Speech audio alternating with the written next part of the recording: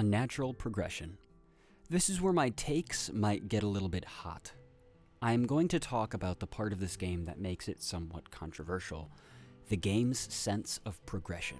Yes, that is correct. This game does indeed have a lot of naysayers. After all, whenever something is popular, there just has to be a small group of people that insist that the popular subject in question isn't worth the hype. Heck, I'm that person a decent amount of the time. Although, I'm in the opposite position fairly often as well, defending things that I feel are overly criticized. My opinions are certainly just my own, I guess. So anyway, while Breath of the Wild came out to critical acclaim, I feel as if nowadays, whenever I hear about it, I only hear comments along the lines of, I mean it's good, but it's awful at fill in the blank.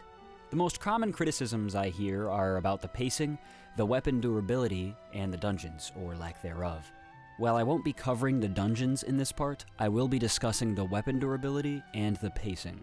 Let's start by bringing up the fact that this game is designed to make Link and the player feel like a scavenger out in the wilderness. You wake up and begin your journey with nothing but some boxer briefs and a Sheikah Slate. The first weapon you're likely to find is a stick. Obviously a stick isn't going to last long, that's expected. Pretty soon, you'll find rusty swords and low-level axes, though. These feel like they only last a little bit longer than sticks, but they do indeed last longer. I feel like a lot of players die on the Great Plateau because they overestimate the durability of these weapons, and because of that, they try to fight these enemies using the mental battle template in their heads that's formed from the previous Zelda experiences. I know I did, and it got me killed. So basically, you run in with the shoulder button held to lock on, and you do side hops, backflips, shield, and slash the enemies in front of you. But if you only do these typical Zelda things, you'll find your sticks and rusty swords breaking before you defeat every enemy in the encounter. This, coupled with the fact that enemies in this game hit Link harder than usual, gets most first-time players killed a lot. Well, that and running out of stamina and falling off cliffs. Yeah. This is supposed to happen. It teaches players to not only collect and keep their weapon inventory as full as they can, but immediately, from the get-go, encourages players to experiment and optimize their fighting style. It won't take long for players to discover the flurry rush and the shield parry. It also won't take long for players to be given their runes. Metallic objects are placed decently generously around the Great Plateau, reminding players that magnesis can be used to deal damage. And bombs obviously can do damage as well. Players that notice the ability to crouch and the spectrogram in the corner will try sneaking up on enemies and they'll discover the sneak strike. Experimenting with the buttons will let you know that you can throw weapons from a safe distance too. There are a lot of options is what I'm saying. And I think all of this does tie back to the fragility of the early game weapons in that adversity encourages experimentation and skilled play. Now I am aware that most people don't necessarily have a problem with the fact that the weapons break at all, but with the fact that they break frequently, and that they don't feel like they're getting stronger because they're always using their weapons. Or, at least I've heard this perspective a few times. I'll admit that I eventually did feel this way a little, very late game. Once you have around 100 shrines completed, and finding the rest takes a lot more intentionality, it becomes a little annoying that I can't just explore the map freely without my best weapons breaking. That is to say, once you get to the point where you've discovered most things around the map and your mission just becomes complete the game, weapon breakage can feel like a bit of a hindrance. It also just seems like... It feels like it doesn't make any sense at that point. You've conquered the Divine Beasts, slayed Ganon, defeated Lynels, and cleared several tests of strength, but you never found a single weapon in all of Hyrule that you can use for free? Get out of here.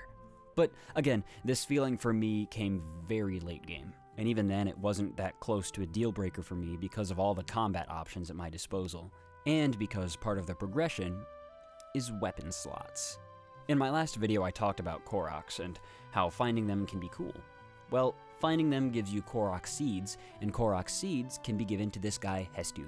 Hestu will increase your capacity to carry weapons, bows, and shields. More Korok seeds, more weapon slots. I personally felt like weapon slots felt like progression because, well, here, let me tell you a story.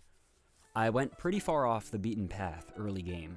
I went to the bottom right corner of the map way too early.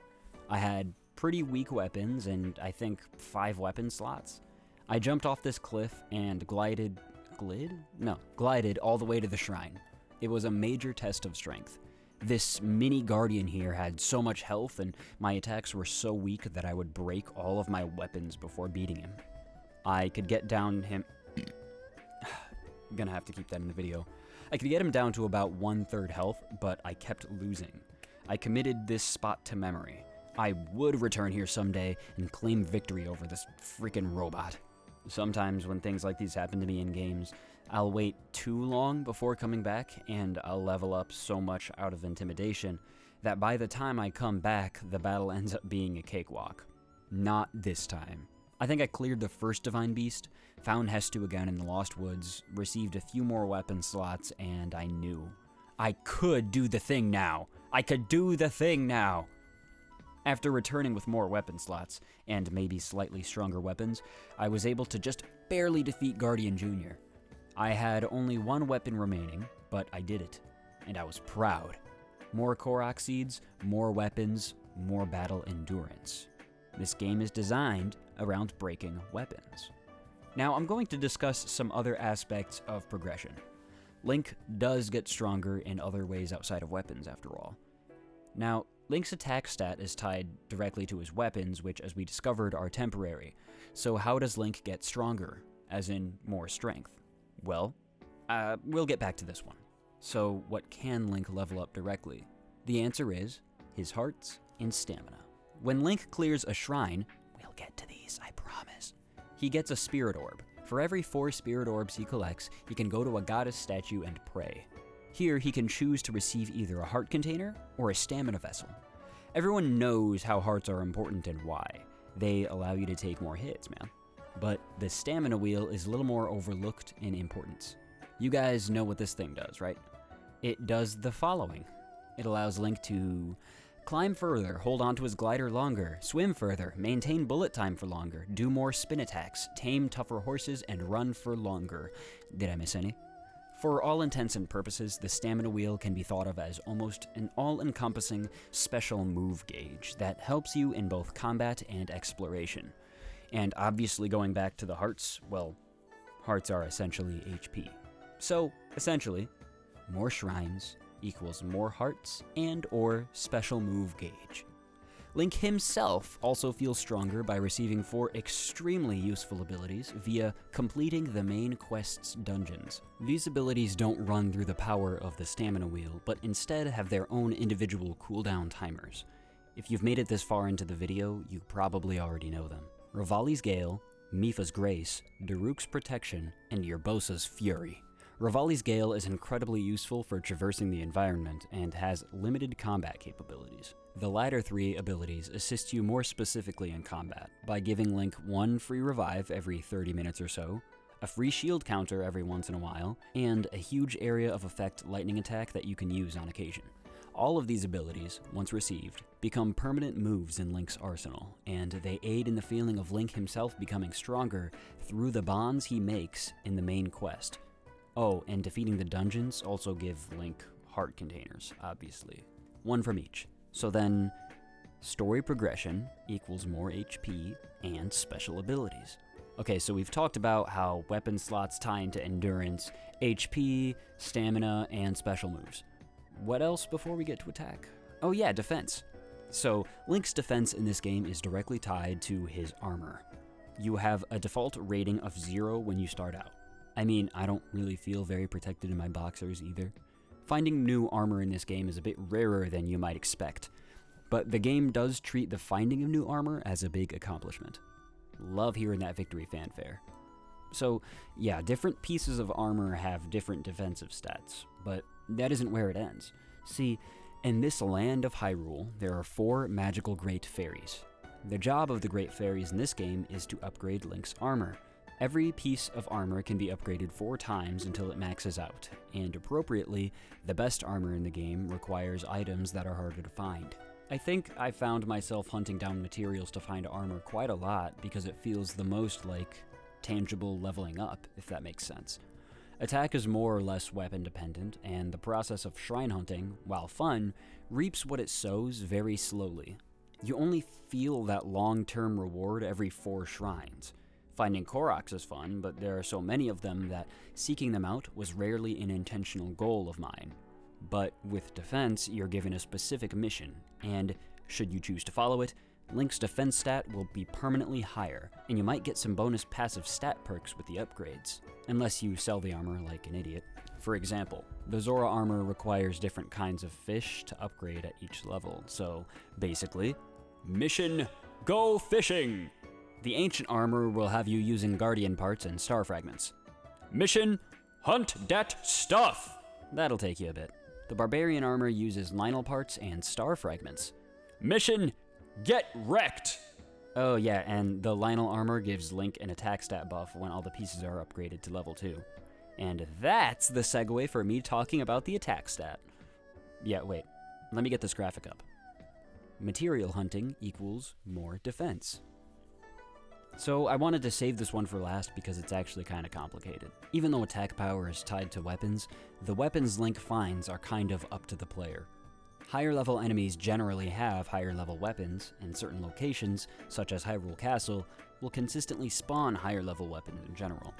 So really, Link's attack stat is generally dictated by how much risk the player is willing to put themselves in. Granted, a lot of weapons will scale up with how many shrines the player has, which kind of artificially helps the numbers stay higher later in the game. But this doesn't really break the progression, I don't think. You still have the ability to do all of the more difficult encounters with a static difficulty whenever you want. So a player's willingness to enter the castle early, or farm guardian parts by making ancient weapons, could grant them Lionel killing power very early game before anything is scaled upwards, if that makes any sense. Willingness to fight tougher fights equals higher attack power. In addition to all of these methods of growing stronger that I've discussed, don't forget that all of these stats can be temporarily augmented through the power of cooking. Alrighty, so let's look at what we have here. Everything seems really compartmentalized, until we put one more component into each equation. Willingness to explore. And then, everything kind of crosses over. The progression of your character in this game is all about your willingness to find opportunities to power up, as opposed to having numbers slowly raise over time. From your HP, to your stamina, to your moves, to your defense, to your attack, it's all about finding what works for those things. And I love that the game doesn't use a lot of the RPG terms that I'm using. There's no skill tree, no obvious experience points. I don't think the game ever actually uses the term stats. But this game is an open-world adventure RPG nonetheless. The way you level up in this game is like a natural snowball of events. The more you learn how to level up and the more powerful you become, the faster the process is.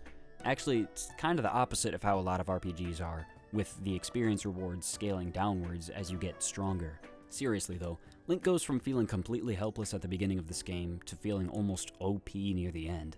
You start off with 3 hearts, 1 stamina wheel, 0 defense, tree branch attack stats, no special abilities, and 8 weapon slots.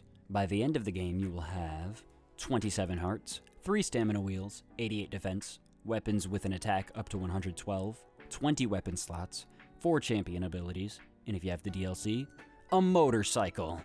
I personally love the progression style, but honestly, I will admit, it's so slow. And I think that some players may have felt a bit more at home with it if they just gave one more stat to Link himself. Like, what if Link did have his own attack stat? What if instead of leveling up hearts or stamina every 4 shrines, you could level up hearts, stamina, or attack every 2 shrines or something? They would have to change the level cap of weapons to compensate, but I think that would be fine. Weapons having a lower cap on their numbers would also allow players to feel more okay with freely using and breaking their weapons. I feel like this one change could effectively kill 2 birds with 1 stone. But yes, this game has a very natural sense of progression in my opinion, and the progression isn't even my favorite part. That would have to be the problem solving. And I'll see you guys in part 3.